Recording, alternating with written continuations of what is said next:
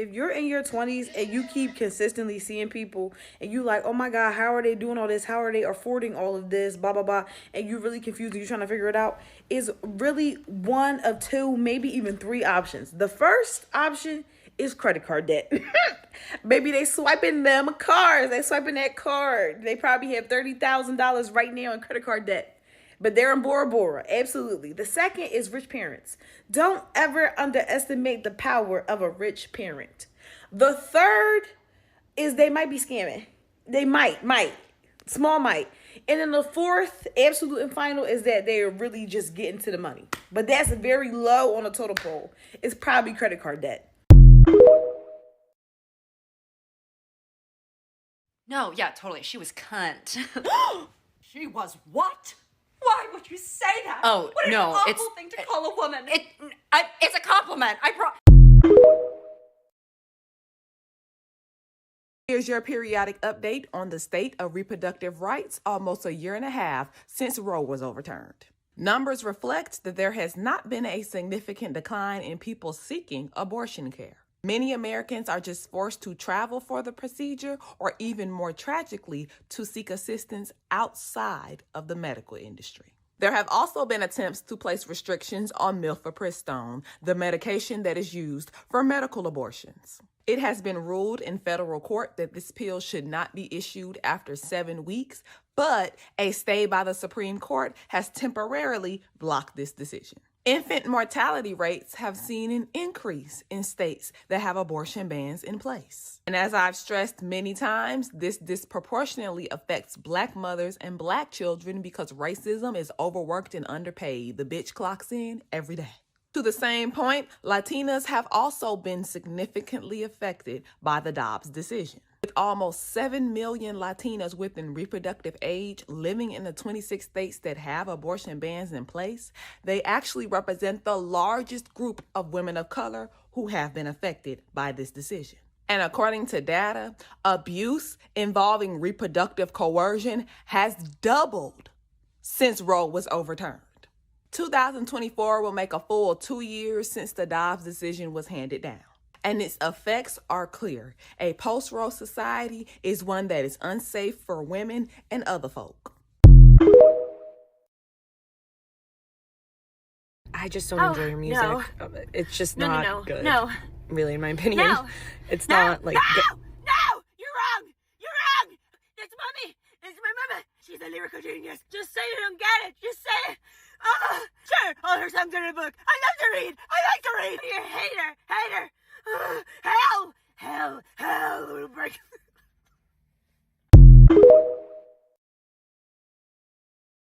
I am not crazy. I have 𝗧𝗂𝗧cie.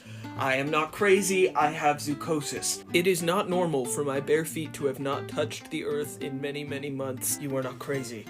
You have 𝗧𝗂𝗧cie. We have enough food to feed everyone on the planet. I have 𝗧𝗂𝗧cie. I just need to... I have 𝗧𝗂𝗧cie. People in charge of your governments are actively killing the planet that you live on.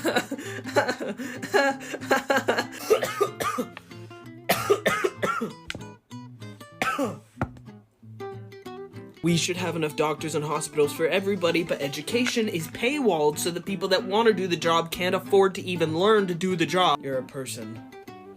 You're a human person. In the human world. Life should not consist of staring at a smaller screen, then staring at a screen for 8 hours, then coming home and staring at a bigger screen, then staring at a smaller screen. Oh, wow. Yeah, I can't do that today. Hi, so if you're one of the millions of Americans currently looking for a job and your resume is pretty good, but you're getting absolutely no feedback from Indeed, it's either nothing or rejection emails, I learned recently that because my husband is looking for a job, that they take your resume and they put it into like a score my resume type site, and they don't read it, they don't look at anything that's on your resume, they literally look at what the score is, and we found this out because my husband's been hounded by recruiters and he found out what website that the recruiters are using. This is it, resumeworded.com. His resume right now is at a 63. It was at a 2 before he started using this stuff. I'm not saying this will get you a job. I'm saying that it might help. My God, what happened to them? Where did they go? Where are they? Hi, I'm Madison Grace, and here's what you've missed on Glee. In 2019, 2020, I was blowing up on TikTok for being like funny and cutesy, and you know, you guys liked me. At the same time, I was blowing up on Instagram for doing original music. Around the same time, I did a cover in this Cave Town hoodie. Boom, management finds me. We manage that dude, and we want to manage you too. Boom, I released Sugar Rush, not Sugar Crash. Even though both of those songs got released on the same day, song goes viral, top 50 viral in the US, 14 million streams, baby. I released a couple more songs and then bam, trans drops I Wanna Be a Boy, time to go on tour. I opened for this person, this person, this person, these people, that one, this one, so many people. EP, I'm blonde. Headline tour 1 with these openers, headline tour 2 with these openers. Album! I released my debut album, Diving Lessons. It's produced by Cave Town and Cameron Hale. Headline tour 3? You got it. Also, I don't play the ukulele anymore. I sort of make like indie pop alt. Anyways, hi. I missed you. We just put a net up on the Golden Gate Bridge. We spent 23 years fighting to raise the net at the Golden Gate Bridge. It is in place. I've opened up on this app before, about 2 times in my life, where I walked up to the roof of my apartment building and contemplated jumping off. The truth is, there was actually a 3rd time. But the 3rd time, when I walked upstairs, the door to the roof was closed. The first 2 times the door to the roof was open, no clue why. But the 3rd time, it was closed. And there was a sign on the handle of the door that said, "Push, an alarm will sound." And I didn't want the alarm to sound. I mean, it's stupid, I know, it doesn't make any sense. If I'm thinking about killing myself, why would I care if an alarm goes off beforehand? But for some reason, that was enough to stop me. Just seeing that made me turn around, go back downstairs, and just go back into my apartment. A lot of people think suicide is inevitable, right? I see a lot of comments on that video saying things like, oh, wouldn't they just jump off the net afterwards? Or doesn't this just encourage them to do this somewhere else? Or it's unfortunate, but eventually they'll find a way. But the truth is, suicide is often a very rash decision. And sometimes even the smallest obstacle can be the difference between life and death. Most people who don't succeed the first time never attempt again. Which is why this is a good thing.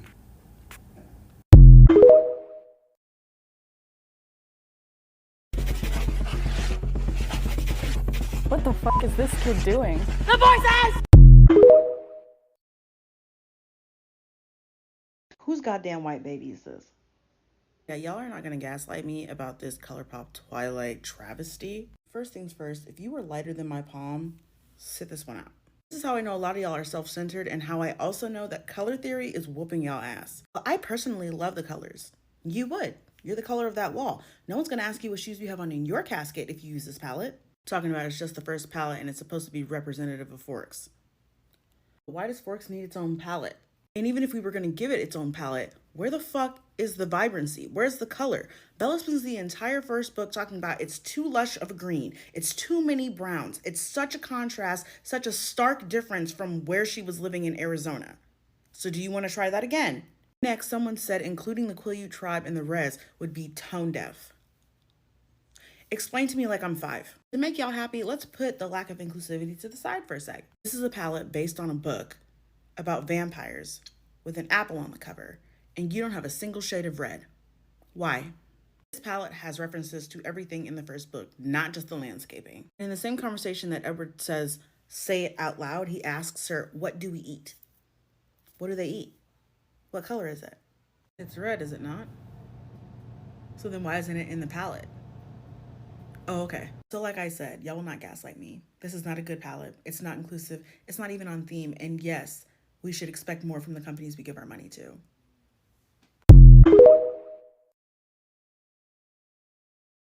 Count the fingers. Read the letters. Count how many things. Ask yourself how. Ask yourself why. Let's move. I'm talking about AI. okay? I'm too millennial not to be on Facebook. And because I started working for an interior designer as a content creator, I'm seeing a lot of images of interiors all the time. And what I've started to see are so many AI rendered images of interiors especially. Now, full disclosure, I also make them. Okay, it's something that we do for our content. We are very clear about the images that we create that are absolutely AI rendered. I'm sorry about my brains. That are that are AI rendered, that are not real, okay? They're just inspirational images. They look good on our Instagram grid, and we need extra content sometimes if we don't have brand new photos of our work. It's just something that we do to create content. Now, a lot of people are doing this, but they're not labeling it as AI. They're just saying, look at this beautiful room. And what I'm finding a lot of, here, I'll show you an example, are things like this. So you have this absolutely extraordinary, way over the top, super grandiose room, and it's frankly impossible. But you have comments like this that are like, wow, the glass is beautiful. I'm currently using static cling stickers on the glass in my flat and it's made a lovely difference. Yes, that's beautiful. That's amazing. This isn't that. What a wonderful room. I would never want to leave. You don't ever have to be there in the first place because it's not real. Colorful and incredible window ceilings are so tall. Yes, beautiful. I would love to. I would love to. A beautiful horse. Okay. It's a beautiful room, so tranquil. I love it. Okay, but one of the reasons why I'm getting a lot of these is because I'm engaging with them, because I'm trying desperately to see who finally figures out that this is an AI rendered image. And if you looked at that image, here, I'll bring it up again. If you look at this image and you cannot tell whether or not it's AI, I'm going to help you, okay? So like I said in the beginning, count the fingers, there are no fingers here. That doesn't apply, okay? Read it, find the letters. If you zoom in, which I did on those books, it's not a high enough resolution image for me to be able to read anything, but that's actually fine because that happens in a lot of regular photos too. So that doesn't count either. Count how many. What I mean by that is that AI tends to put too many things. And so in this case, we're going to count how many lights there are. We have, a lot of light fixtures. And now, granted, most of them make sense, but I want to bring your attention to this guy over here, okay? How's that work? How's that work? Where is it coming from? Where is it going? Where is it coming from? You finish. Also, we have a vase or a decorative object, okay, that is way too big to be balancing on a very small windowsill. That's impossible. That doesn't make sense. Other little things you can notice are that this square right here and the other square on the other side don't match each other, and they're actually just rugs. Okay, let me give you a better example, okay? Something that will actually make sense to you. So one thing about AI is that it doesn't understand the purpose of any of the things that we put in interior design. It doesn't know why we have a chair. It doesn't know why we have stairs. It doesn't know why we have a light fixture or how exactly that light fixture works. It just knows that those things are there. So that when you put in a prompt that says a staircase in a beautiful natural lit room with high ceilings, it will give you something like this. Stunning, right? Absolutely beautiful. But I want to give you just a little insight about how to look at this, okay? I need you to ask yourself, how does that work? Because when you follow the stairs, say you're in this room and you're going up the stairs, then where do you go? Okay? This right here, this is an example of AI having no idea how something works. And yet it's absolutely elegant. Thank you, eloquent houses. In fact, it doesn't actually know what the word eloquent means, but that's fine. We can move past that. So I'm going to use an image that I actually created using AI to give you an example of why you should count how many, because this might make you feel crazy for a minute, but this is going to help you to see that these images are not real. So we have this beautiful room, right? Stunning. I love this dining room. I love how moody it is. It's gorgeous, right? But we have to ask ourselves, how many chairs? Specifically on this side, how many chairs are there? Because if we actually count, if we look at the legs, right, we would say 6 chairs. But if you look at it, it is, or 3 chairs because there's 6 legs. If you look at it, it's 4 chairs with 6 legs. Okay? And if you look a little bit closer, we have this chair that's right down here. How many legs does it have? It has 2. That's an impossible chair. Remember to ask yourself, how does that work? For example, this architecture out here, we have this fireplace And then we have this extra space on the other side, but I'm trying to figure out exactly how does that work? Okay, now I'm going to give you an example of one that I like to consider to be mostly unclockable. I love this bathroom. I love that I got to work on this, but I want you to spot it. Okay? Spot it. What in here doesn't make any sense? Do you want me to find it for you? Reflections. Reflections are another really great thing to look for. So when you're looking in the bathroom mirror, you have the tree, and then there's a marble wall that does not exist on this side of the mirror. And then there is a window, which does not exist on this side of the mirror. Does that help? Lastly, when it comes to interior design photos, I mean, always look at pillows, always look at how many, and try to see if you can read anything. But especially in interior design, it's harder to do that. But always look at the faucet. Because if there's one thing that AI doesn't understand, it's what the hell a faucet does. Let's look at the faucet here. It's a beautiful kitchen. I made this one. I did this rendering, right? Look at this. Stunning. Where's the faucet? What's it doing? At least this one is the right shape. I can't tell you how many times I just see faucets hanging off the side of countertops. So many faucets also. It's very common for you to see 3 or 4 faucets in an AI render. Anyway, I hope this was helpful, okay? But I need you to start having these conversations with your parents and older millennials. Your people who are on Facebook don't know this stuff, and it's starting to get really embarrassing. So I'm putting this out there to make yourself a little bit smarter, and also to just like ask yourself the question, like, is this real? I'll go into more about AI too if you have any other questions, and maybe if somebody wants to see more examples of AI or how you're able to tell or how you're able to clock it, just let me know. I'd love to do more of these anyway. Hope this helps. Dude, look, that woman over there is stealing baby food and putting it into her purse. Look, do you see that? You didn't see anything. What? No, I just saw her do it. No, you didn't. Dude, what are you talking about? I just saw her steal it. You didn't see a fucking thing. Do you understand me? Gonna hate me for this one. Taylor Swift, Simone Biles, and Beyonce. What do all 3 of these women have to do in common with each other? Simone Biles, every time she invents a new move, what do? They dock her points. Why? Because Simone Biles is not competing by herself. Simone Biles isn't even just simply competing against other black women, because if she was, they wouldn't dock her points, but also those white judges wouldn't be there. It's the fact that Simone has to compete against white women, and that's a move that's too hard for them to do. That's why Taylor Swift keeps winning Album of the Year. Because if they gave Album of the Year to somebody like Beyonce, if they gave Album of the Year to somebody like SZA, if they had given it to Lana Del Rey, that would set a precedent for talent that is not easily replicable by Taylor Swift and the other artists that they sign into the industry that are nothing but mini Taylor Swifts. They don't want talent. I told y'all this 3 years ago. Let's get into it. When you go through Taylor's discography, there's absolutely no reason she should have more Album of the Year awards than Celine Dion. Because let's compare her only to white artists. She can't out-sing Celine Dion. She can't out-sing Lana Del Rey. Half of Taylor's music sounds like it's being sung by Selena Gomez. The other half sounds like if J-Lo attempted a cover of the songs, she would succeed. If J-Lo can cover your song successfully, it's the song and you that sucks, babe. So when we get into it, Lana's giving opium, Taylor's giving nicotine out of a flash drive, and most of the fuel is gone. To say that Taylor outperforms Beyonce, to believe that Taylor is the Michael Jackson of this generation, makes me think about when the white men said, we can't just give these kids participation trophies. This is what happens when you allow white women to believe that they are doing something that everybody else has already been doing. They believe that they're better at it. Y'all got me agreeing with white men during Black History Month. Taylor proved it herself. She said, thank you to the Recording Academy for voting the way that you did, but I know that your vote is a direct reflection of the passion of the fans. Exactly. Taylor Swift is representation for the basic white women that need to know their mediocrity will in fact get them far in life.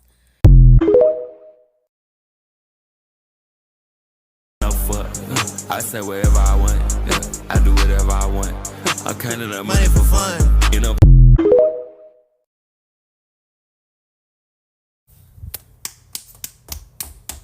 Praise and thank you. Listen, I have mentioned before that I have been working in the concert industry for 10 years. I have a degree in entertainment management. I've been working in the live concert venue industry for a very long time, and I 1000% agree with this. Matter of fact, I would like to join in on the lawsuit.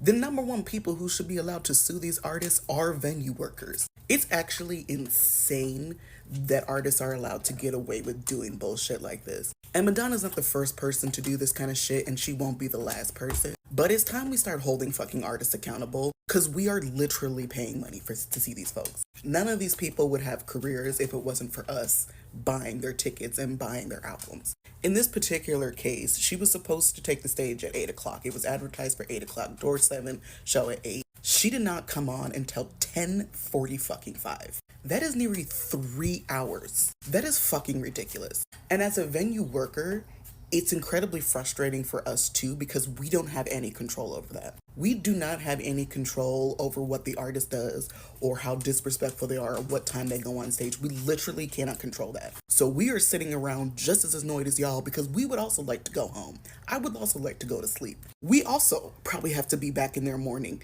for the next show. Not only that, but especially from the venue perspective, we also run into issues a lot where now you're running into issues with labor laws, right? Because, for example, if the show's supposed to start at 8 o'clock, right, and supposed to be done by 10, and your staff comes in at maybe 7 or maybe 6, right? Depending on your state labor laws, there are, a certain amount of hours that you can work before you have to legally take a lunch, which is fine. But if you've already staffed for a certain amount of time, and then the artist decides to say fuck everybody and is fucking 4 hours late for their show, now you have issues where people are working longer than they were scheduled to work, right? And maybe we didn't staff enough people to get everybody lunches because this wasn't supposed to go this long. Or maybe there's people that, for example, cannot work until 2 o'clock in the fucking morning because they take public transportation and there's no way for them to get home. And so now we're understaffed and struggling to get everybody their breaks and their lunches and everything that you need to get done according to labor laws, all because one bitch decided that she just wanted to go on 4 hours late just because. And the fact that there are no repercussions for artists for this kind of stuff is absolutely insane, which is why I am 1000% for suing them and stopping this bullshit. Because the other crazy thing is, if you're gonna be 3 hours late, at least have a lineup to keep people entertained for that. Because 9 times out of 10, when the artists decide they're gonna do this shit, they don't have anybody lined up because it was supposed to start at this time, so they only have programming for that 1 hour between doors and between showtime. So then people are standing around for 3 hours, literally doing fucking nothing, staring at an empty stage, twiddling their goddamn thumbs, waiting for this bitch to get off her high horse and come perform Holiday. It's ridiculous, and it needs to stop. And again, this is not exclusive to Madonna. We all know Lauryn Hill is famous for never showing up or being late or being 3 days late to her shows. Lil Wayne did once something like this last year that made it in the whole news. He was 3 hours late, came on, did 30 minutes, decided the crowd wasn't hype enough, and then just walked off stage. People pay money for this shit, and these tickets are not cheap. If you've been to a concert in the last 10, 15 years, tickets are ridiculous. People cannot afford tickets, right? So when you go to a concert, especially something big like Madonna, you have probably spent a lot of your savings to go see somebody that you really love. And then they are completely disrespectful of your time and your money and decide to show up 2 hours late, 3 hours late, put on a mediocre show and go home. No, we're not doing that. Take these fucking people's money.